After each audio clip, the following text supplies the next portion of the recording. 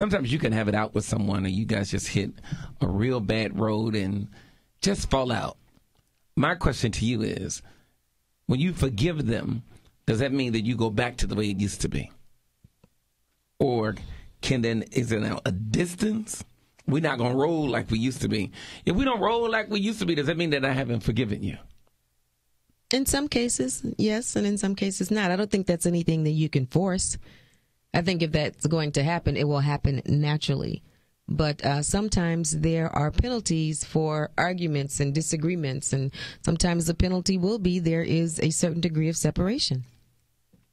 312-591-3878. Does forgiveness mean complete restoration? But not always. Sometimes, people can come right back together and they keep it moving. But then sometimes, it depends. If you don't go back to it, they say, well, you haven't forgiven them. I've heard that. Then you haven't forgiven them. 312-591-3878. Does forgiveness mean complete restoration? Y'all back out eating together, running down the street?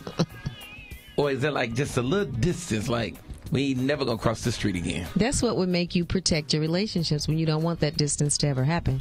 312-591-3878. What do you say, 714? It's the John Hanna Morning Show.